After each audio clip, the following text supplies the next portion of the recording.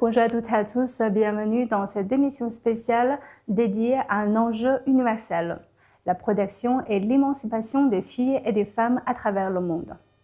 Aujourd'hui, nous avons l'honneur d'accueillir plusieurs invités chinois et internationaux pour dialoguer sur cette question cruciale.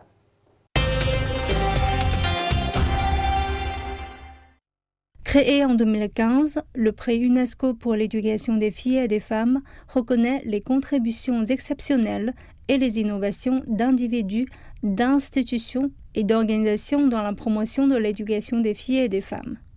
Financé par le gouvernement chinois, ce prix est décerné chaque année à 2 lauréats.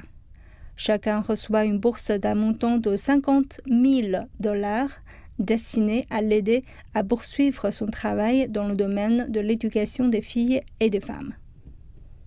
Vous êtes en Chine pour recevoir le prix 2025 pour l'éducation des filles et des femmes. Comment vivez-vous à ce moment? Je me sens vraiment très émue d'être ici à Beijing. C'est ma première fois dans cette ville. Remporter le prix UNESCO pour l'éducation des filles et des femmes 2025, faire partie des lauréats, c'est vraiment une étape majeure dans le travail que nous menons au Kenya. Cela a renforcé ma conviction, plus que jamais, que ce que nous faisons a de l'importance. Et cette reconnaissance est vraiment quelque chose de spécial pour nous, surtout venant d'une communauté autochtone et rurale au Kenya.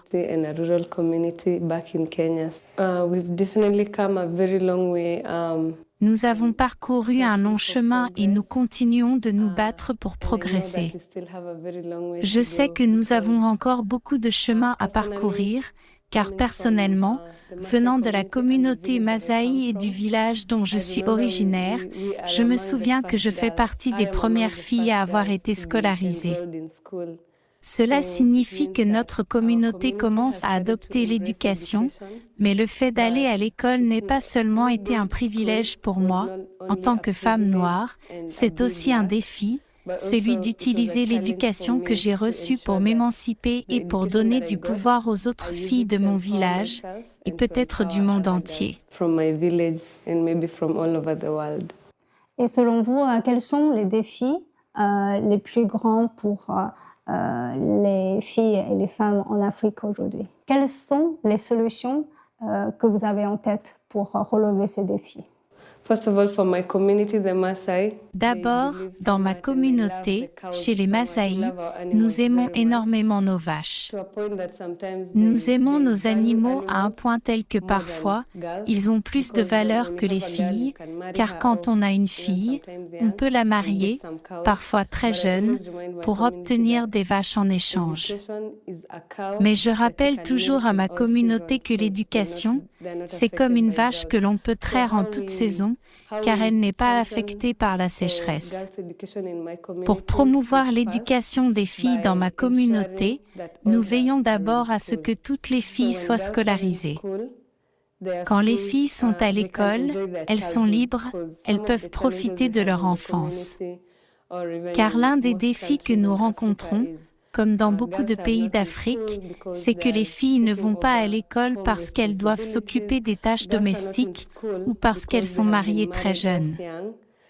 Au sein de notre organisation, nous menons des campagnes de sensibilisation et nous discutons avec la communauté pour que toutes les filles aillent à l'école. À l'école, elles apprendront leurs droits, elles pourront s'émanciper et étudier de nombreuses matières. Et puis, quand les filles sont à l'école, le risque qu'elles soient mariées jeunes diminue. Le fait qu'elles soient scolarisées signifie aussi qu'elles acquièrent des connaissances et qu'elles peuvent accéder à des niveaux d'éducation plus élevés. Elles peuvent passer du primaire au secondaire, puis à l'université. Elles peuvent poursuivre une carrière et leurs rêves et réaliser tout leur potentiel. Ensuite, elles reviendront dans la société en tant que membres actifs, car elles auront un emploi, des compétences professionnelles. Elles auront un revenu qui leur permettra de subvenir à leurs besoins et à ceux de leur famille. S'agissant de ma communauté, et forte de mon expérience personnelle, ayant été l'une des premières filles à avoir été scolarisée, je peux dire que la plupart de mes camarades de classe ont maintenant une carrière. Nous sommes retournés militer pour l'éducation des filles. Parmi nous, une jeune femme est devenue avocate, d'autres sont biochimistes. On voit bien que l'éducation a vraiment transformé la vie des filles et nous sommes devenus de bons modèles dans la communauté. Aujourd'hui, nous utilisons nos parcours pour convaincre la communauté de donner leur chance à plus de filles de pouvoir aller à l'école. Et nous accompagnons réellement ces filles dans leur parcours. Et après avoir reçu ce prix, quel est votre prochain projet pour l'avenir? Après cette distinction, que je reçois avec une immense fierté et une profonde reconnaissance, notre projet pour l'avenir est d'étendre notre action et de créer des environnements plus sûrs et plus bienveillants pour les filles. Quand j'ai commencé mon engagement en faveur de la jeunesse, il y a 9 ans, j'ai voulu analyser en profondeur les défis auxquels ma communauté était confrontée, en cherchant à en comprendre les causes profondes. L'une des réalités qui pèse le plus sur notre communauté est l'extrême pauvreté. Les filles issues de milieux très défavorisés ont ainsi un accès très limité aux opportunités éducatives. Notre espoir est désormais de pouvoir toucher davantage de filles, les soutenir pour qu'elles achèvent leur scolarité, surtout leur donner les moyens de réaliser tout leur potentiel.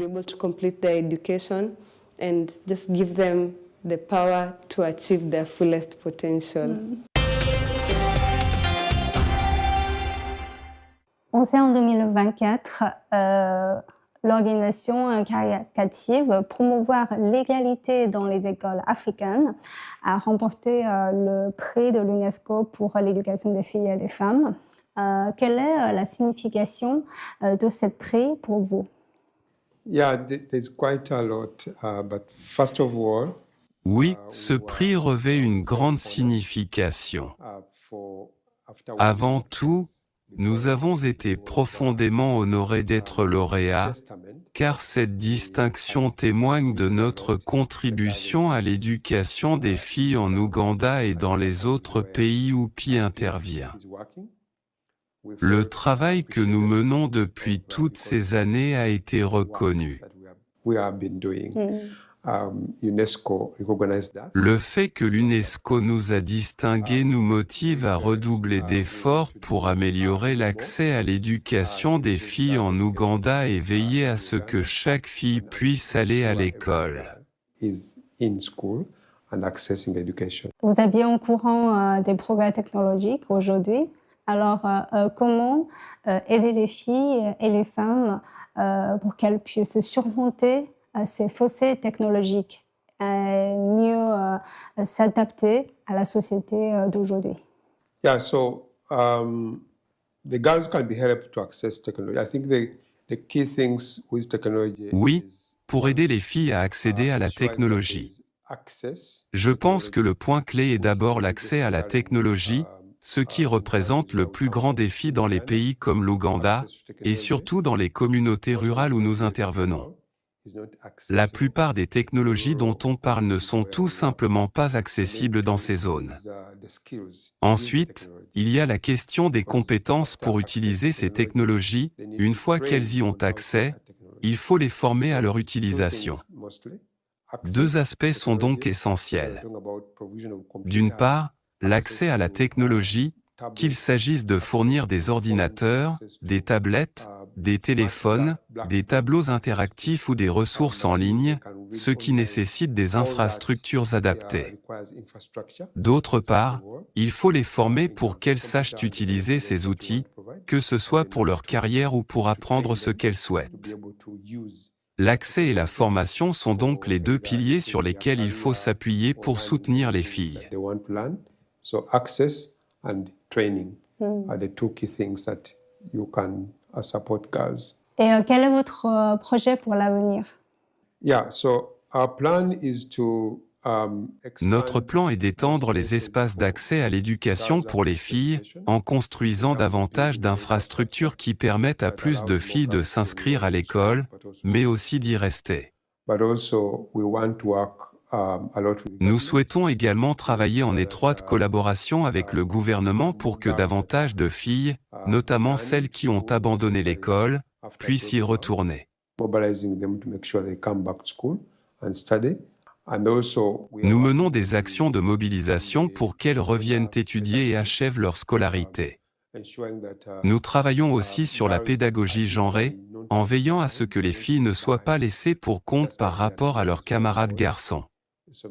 Il s'agit d'équilibrer l'accès à l'éducation et à la formation dans les écoles, de s'assurer que les filles bénéficient autant que les garçons de l'accompagnement des enseignants, et que ces derniers les soutiennent tout au long de leur parcours scolaire, jusqu'à la fin de leurs études.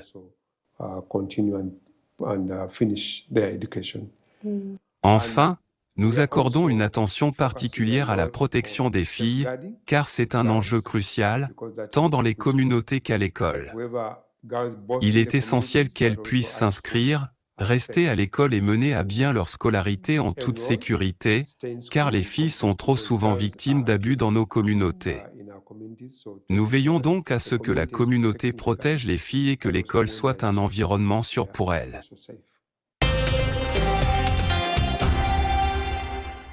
L'année 2025 marque le 30e anniversaire de la 4e conférence mondiale sur les femmes et le 10e anniversaire du prix UNESCO pour l'éducation des filles et des femmes.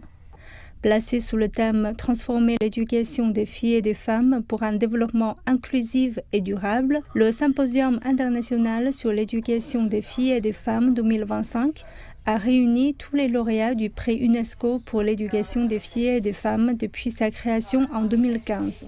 Dans un contexte international compliqué, les droits des femmes et des filles restent un combat essentiel et un levier de progrès pour la gouvernance mondiale. Durant ce symposium, les échanges ont porté sur les principaux enjeux liés à la promotion de l'égalité des genres. La création d'un développement favorable, l'amélioration des compétences de vie et la réduction de la fracture numérique. Bonjour, bienvenue dans notre émission. Quelles sont les avancées majeures sur la protection des droits de femmes et des filles en Afrique ces dernières années? L'Union africaine, quand je parle de l'Union africaine, je parle de tous les États membres de l'Union africaine, ont fait des efforts, des progrès en matière d'éducation des filles et des femmes. Donc, en ce qui concerne les progrès qui ont été faits, ça ne se dit pas comme ça, juste voilà, pour le dire. Ça se constate généralement dans tout ce qui est politique au niveau de l'Union africaine qui ont été vraiment adoptés, dont notamment le protocole de Maputo, dont l'article 12 dit que les États membres ont l'obligation d'accorder le droit à l'éducation, une éducation de qualité aux filles et aux femmes. On a également tout dernièrement la Convention de l'Union africaine qui a été adoptée sur contre les violences faites aux femmes et dont une belle part est faite au droit à l'éducation des filles et des femmes parce que vous savez que généralement l'éducation de la fille et de la femme va être empiétée parce que plusieurs normes et barrières socio-culturelles vont exister et vont impacter négativement sur l'éducation des filles. Mais néanmoins, on constate quand même qu'il y a des avancées qui sont faites. Les avancées sont faites, par exemple, en ce qui concerne l'éducation des filles et des femmes. Lorsque nous prenons, par exemple, des données où on constate qu'au niveau de l'accès à l'éducation dans les pays africains, il y a, on va dire plus ou moins la parité est atteinte. Mais nous ne voulons pas nous limiter seulement au niveau de la parité.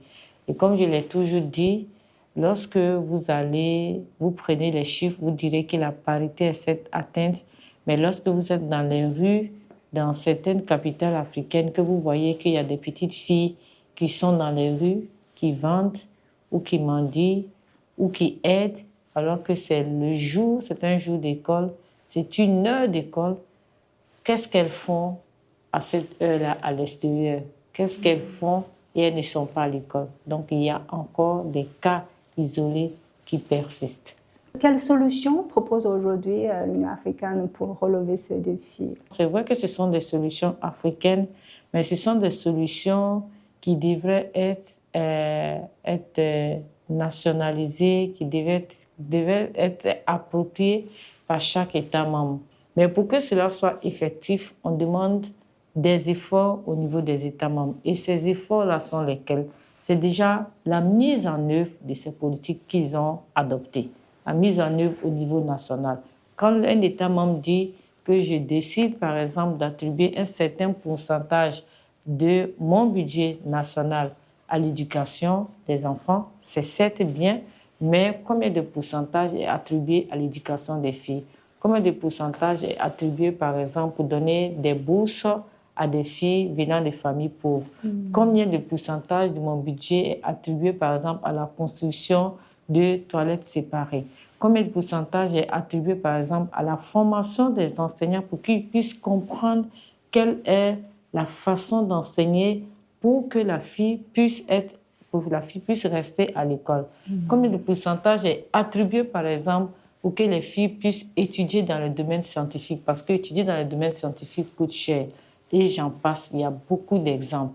Au niveau de l'après la mise en œuvre, il y a également le fait même également qu'on doit donner aux écoles la possibilité de pouvoir garder les filles, par exemple, en mettant à leur disposition des serviettes hygiéniques qui font que, par exemple, si elles ont les règles, elles puissent venir, en donnant, par exemple, mettant l'accent sur les cantines scolaires, par exemple, dans des zones pauvres, pour que la fille soit à l'école, mais qu'elle ait de quoi se nourrir et ne pas être tentée de sortir et de demander ailleurs, ce qui génère généralement la prostitution des jeunes filles. Et également en intégrant beaucoup d'acteurs communautaires dans le changement des mentalités et bien sûr en impliquant la fille elle-même pour qu'elle puisse savoir que son éducation, ce n'est pas un privilège, mais c'est un droit auquel elle a droit. Ce n'est pas un privilège, c'est un avantage, c'est un droit pour elle.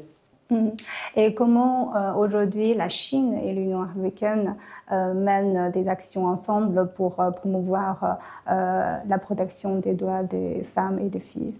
Ça fait plaisir d'être ici en Chine, particulièrement à Beijing, et de parler de tout ce qui est droit de la femme, parce que qui ne connaît pas en fait Beijing? Et les gens ont l'habitude de dire les femmes, depuis que vous êtes allés à Beijing, vous avez changé de mentalité. Mais parce que Beijing a été vraiment le déclencheur, je veux dire, de la communauté globale féminine pour s'asseoir ensemble et de décrire et de décliner toutes les différentes actions qui pourraient pousser à l'égalité des genres, à l'équité et à l'égalité des genres. Donc la Chine travaille beaucoup avec la Commission de l'Union africaine et particulièrement avec les États membres. C'est un des grands partenaires de l'Union africaine. Et dans ce grand partenariat-là, la Chine est très importante pour nous. Et aujourd'hui, on le constate à travers ce prix de l'UNESCO pour l'éducation des filles et des femmes. Ça, c'est vrai que ça se fait au niveau institutionnel, mais dans nos différents pays, je pense que la Chine a été au cœur de la construction sûrement de plusieurs établissements et plus on parle de construction d'établissements, on parle de rapprocher alors l'école des apprenants et notamment des filles. Donc nous saluons vraiment la coopération avec la Chine et nous appelons les institutions chinoises qui vont nous regarder à travers votre canal pour dire que l'Union africaine CFA est là et est prête vraiment à travailler en partenariat avec la Chine parce que l'éducation des filles et des femmes doit demeurer au cœur de la priorité de ce partenariat. Il y a 30 ans, la conférence mondiale sur les femmes des Nations Unies s'est tenue à Beijing. Et à ce moment-là, il y avait cette déclaration de Beijing et du programme d'action pour la cause des femmes dans le monde. Et comment évaluez-vous l'importance de cette déclaration?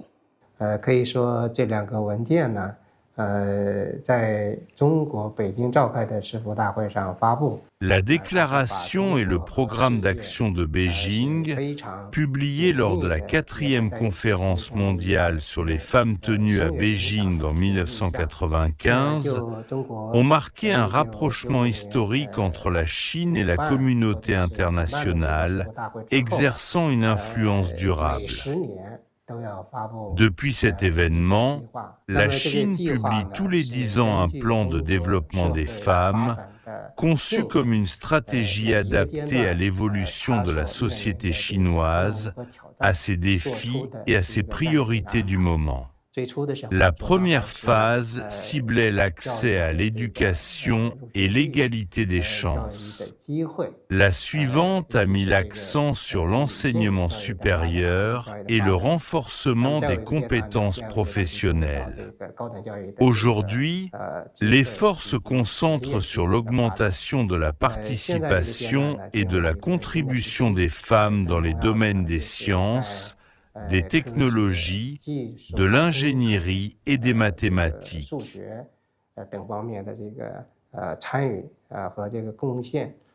Ces étapes successives reflètent à la fois l'évolution de la société chinoise et l'élévation de son niveau de civilisation, car le développement des femmes et l'éducation des filles constituent des indicateurs majeurs de la maturité d'une nation.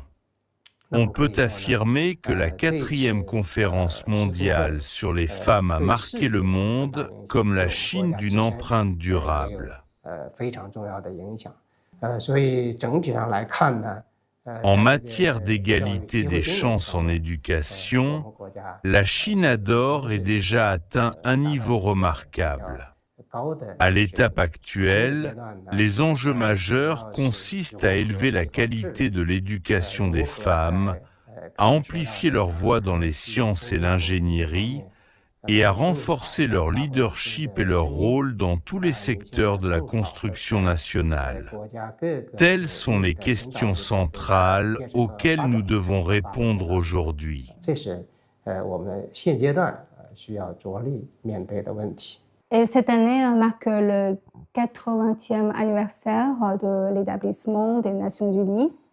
Selon vous, comment les États peuvent-ils coopérer mieux ensemble pour mieux protéger les droits et les intérêts des filles et des femmes dans le monde? En matière de gouvernance mondiale, la Chine assume aujourd'hui une participation active, répondant ainsi à sa responsabilité internationale en tant que grande puissance, avec une forte conscience de sa mission. Par exemple, dans le domaine de la coopération éducative, elle a cofondé avec l'UNESCO, il y a 10 ans, le prix pour l'éducation des filles et des femmes, illustrant ainsi son engagement résolu dans la gouvernance mondiale. Dans le même temps, dans le domaine de la protection des droits des femmes, la Chine a établi des mécanismes de coopération avec plus de 120 pays, tout en formant plus de 200 000 talents internationaux. Ces initiatives démontrent que la Chine ne se contente pas de proposer des concepts, comme celui de communauté de destin pour l'humanité, mais les traduit par des actions concrètes et des mécanismes normalisés. Dans notre participation à la gouvernance mondiale, nous devons faire face à des pays différents, à des couleurs de peau différentes, etc. Mais ces différences ne sont qu'apparentes, alors que le cœur humain, lui, bête partout à l'unisson. C'est en cultivant cette communication sincère que nous bâtissons une gouvernance mondiale efficace.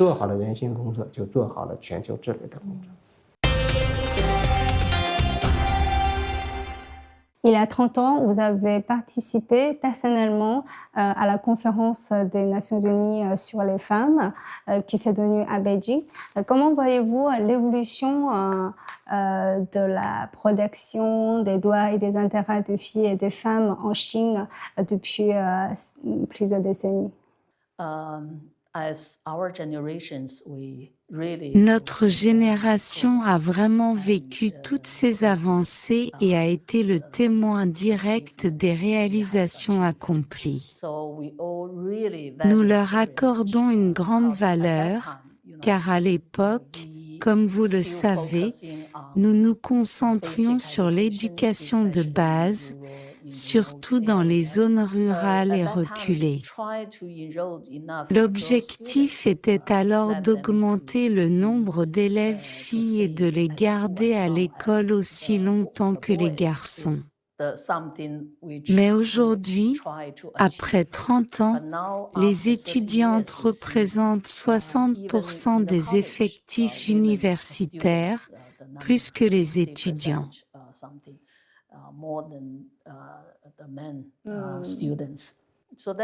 C'est un progrès considérable.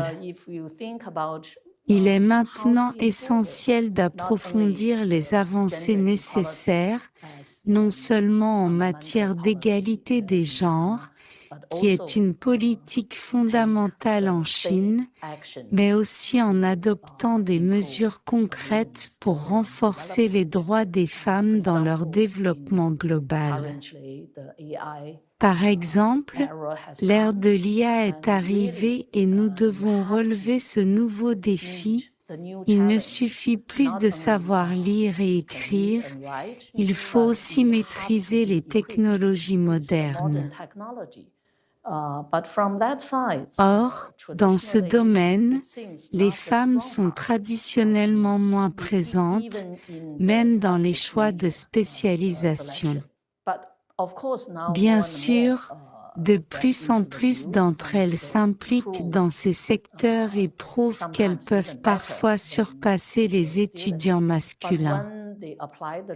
Mais lorsqu'elles postulent pour un emploi ou cherchent à avancer dans leur carrière, des obstacles persistent.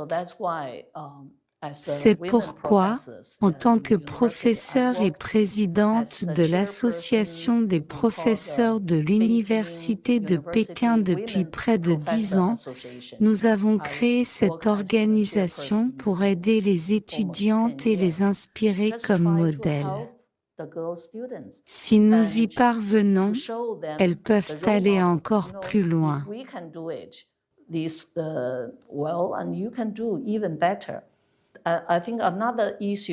Un autre problème est le double emploi des femmes, à la fois à la maison, au travail et dans leur carrière. Ce fardeau n'est pas spécifique à la Chine, mais mondial. Aujourd'hui, de nouvelles technologies offrent des perspectives. Les machines peuvent nous aider dans les tâches ménagères. Mais quoi qu'il en soit, les temps changent et le rôle des femmes évolue. Vous ne devez pas vous limiter au rôle traditionnel, mais aussi tenter de vous aventurer dans de nouveaux domaines, même si vous ne les maîtrisez pas encore. C'est pourquoi le livre blanc appelle à des actions nationales pour améliorer les droits des femmes dans leur développement global. Je soutiens vivement cette initiative.